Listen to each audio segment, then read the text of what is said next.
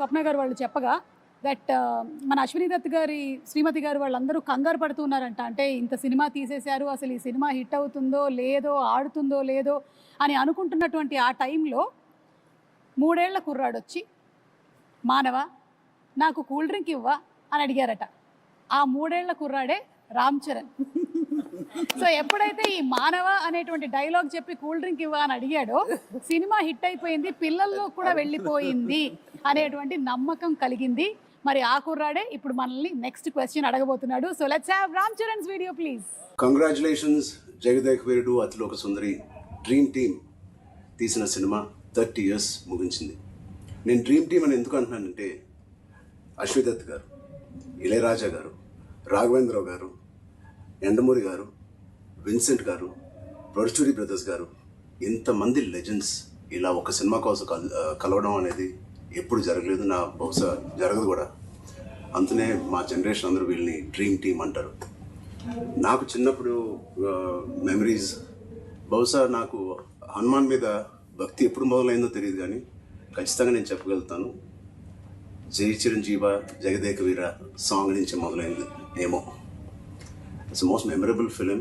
మా జనరేషన్కి, మా ముందు జనరేషన్లో చాలా మంచి ఫ్యాంటసీ ఫిల్మ్స్ వచ్చినాయి, కానీ నాకు గుర్తుండే first magical adventure romantic film Jagadeka Veerudu.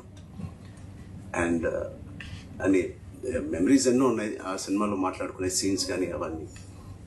But ఆఖరిలో దేవకన్యగా వెళ్ళిపోతున్న శ్రీదేవి గారు మామూలు మనిషిగా మారిపోవడానికి ఆ రింగ్ తీసి వాటర్లో పడేసినప్పుడు ఒక చేప మింగేస్తుంది.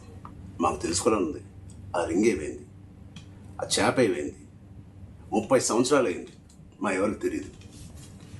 ఇప్పుడు ఆ రింగ్ ఎక్కడ ఉంది, ఆ చేప ఎక్కడ ఉంది, దీనికి జవాబు ఒక్కలే ఇవ్వగలుగుతారు, మిస్టర్ నాగశ్విన్ గారు.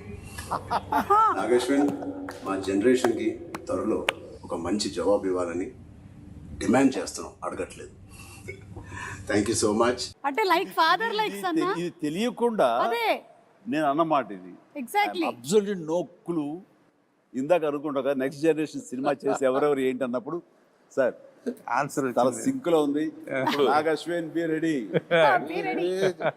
Like father like son Chiranjeevi గారు ఏదైతే చెప్పారో అదే రామ్ చరణ్ రిపీట్ చేశారు. నీ గడ్డానికి నా గడ్డానికి పోటీ నాగేశ్వన్. ఆయన ముడేసేవారే ఎలాగ జుట్లేదు కానీ